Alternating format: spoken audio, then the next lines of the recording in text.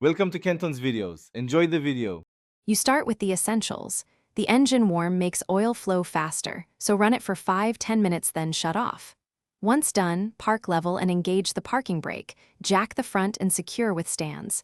Make sure you have 5 W30 and 4, 5 QT available, plus a drain pan under the plug. Open the oil filler cap to prevent a vacuum.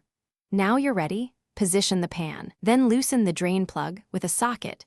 Turn counterclockwise. As oil drains, be patient and let it run until the stream thins. Tilting the pan gently helps catch the last ounces. While it drains, loosen the oil filter with a strap wrench. Filters can be tight from heat cycles.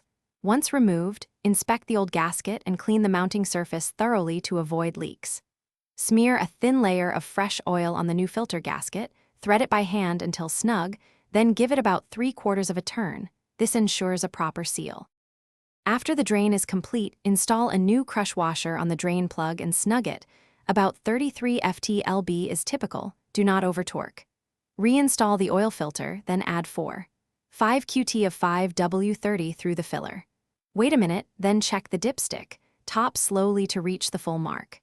Start the engine and observe for leaks around the filter and plug. Once stable, shut off and recheck level. Troubleshooting tip. If the oil pressure light stays on, stop, recheck oil level and filter seating.